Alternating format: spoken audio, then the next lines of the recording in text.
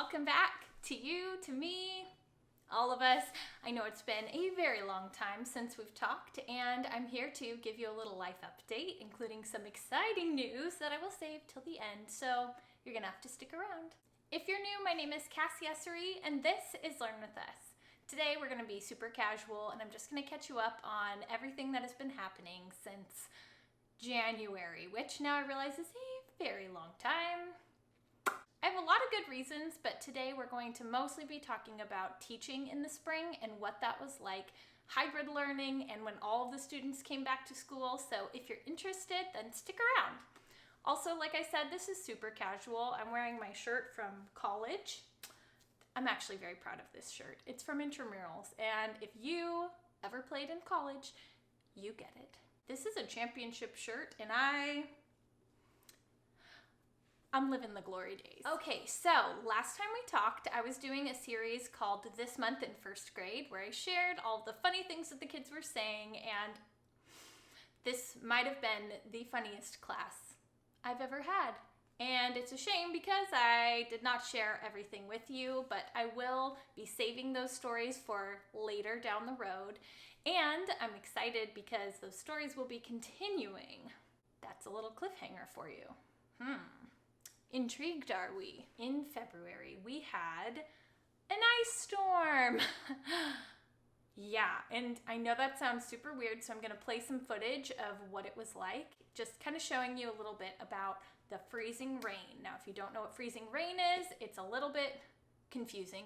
It's basically when it rains and then it freezes, and it's different than snow. So everything is covered in water and then freezes, including all of the trees outside, which we were awakened by one lovely morning after a night of freezing rain when our neighbor's tree branch just cracked and it was, you would have thought a bomb went off. That's what it sounded like. And you could then hear it for days, crack, boom, of all of the trees' branches just breaking off. Felt a little end of the world like. Yeah, it was crazy. And they were taking out all of the power lines, including like the power lines were encased in ice. So the power lines were dropping, everything was just dropping ice. And it was just the weirdest experience. Now, what does that have to do with school and teaching? Well, because of that, we had to shut down school for a week longer than a week. It was a while, and a lot of people, including ourselves, did not have power. A lot of people did not have power for a week. Even my coworker next door didn't have power for 2 weeks, and that included internet.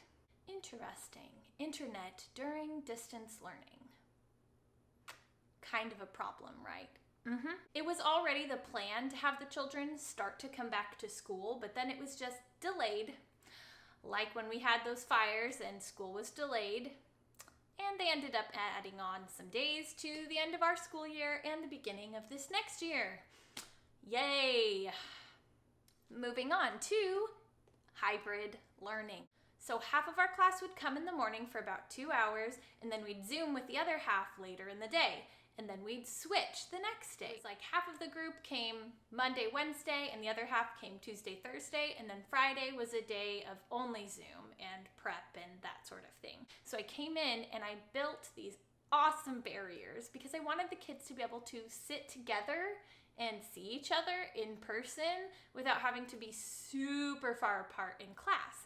So I built these things out of PVC pipe and marine vinyl. And I actually had planned on making a video all about it, but I just felt super overwhelmed having the kids back in school because it was kind of like the beginning of school, right? And so I have a ton of footage about that, but it doesn't really apply right now as COVID is kind of leaving, hopefully. But if you're interested in a video on how I made those, then comment below and let me know. And if enough people are interested, then I can make a video about it. So, moving on.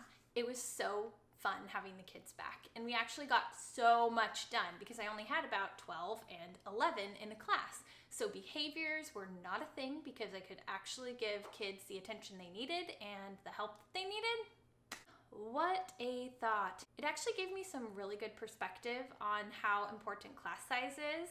We usually think about that on the end of if you have too many kids, it's just too much. And I completely agree / have experienced that before, but it really showed me how the smaller the group, the better it is. Like, not just reasonable class sizes, but small class sizes. We got so much done. The kids felt cared for, and it was beautiful.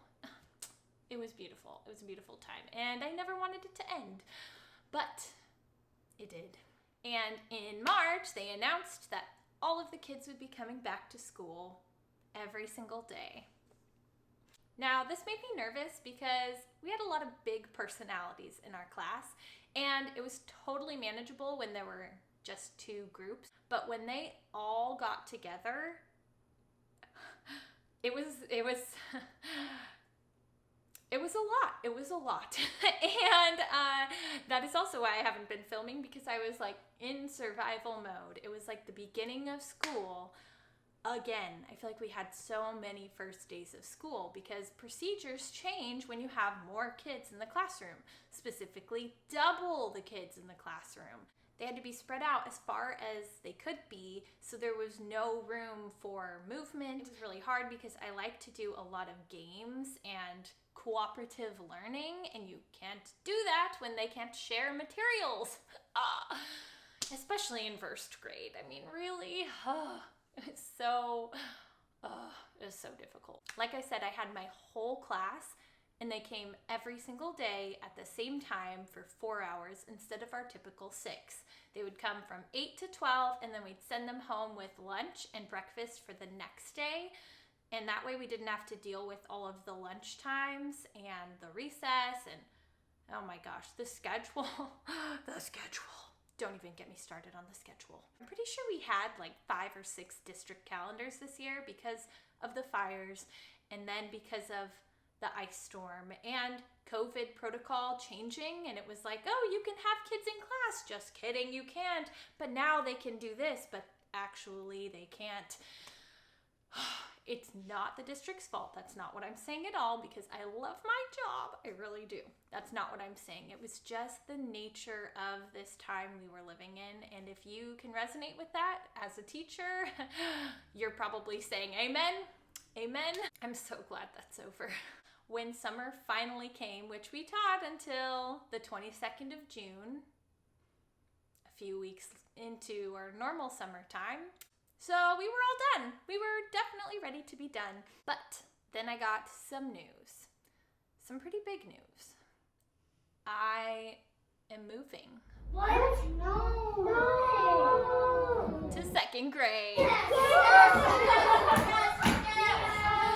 I've actually wanted to move to 2nd grade for a long time. Not because I don't love 1st grade, but I have a coworker that I really wanted to work with, that we were just a really good team. And I was already upstairs next to them. Logistically, it's going to be way easier all around. So I pulled that trick on my class, and that was their response, what you heard in there.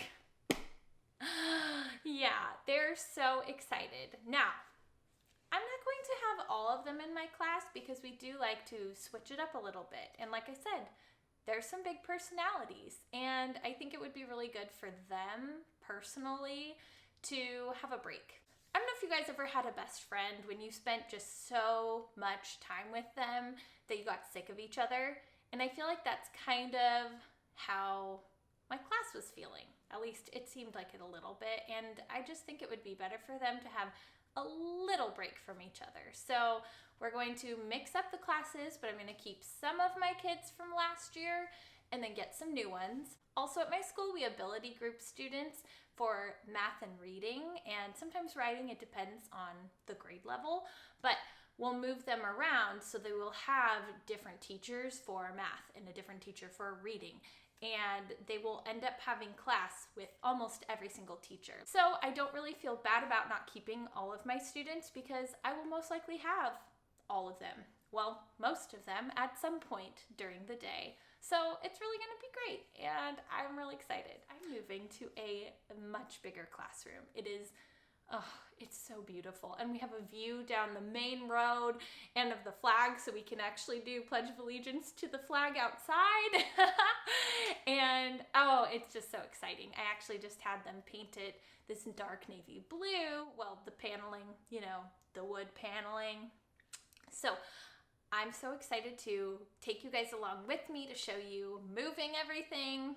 That's not exciting, but I'm actually so excited about this because I get to show you guys what it's like to set up a whole classroom, because that's what I'm gonna be doing in the next month. So anyways, that is a mouthful, but I'm super excited to take you guys along with me. Thank you so much to my new subscribers. We finally got to, I shouldn't say finally, but we got to 1,000 subscribers, which is a huge milestone for me, and I'm just really grateful. So thanks for joining me along in this journey, and I'm really excited to take you guys with me to second grade. Thanks again for watching and hanging out with me today, Super Cash. I will see you guys in my next video.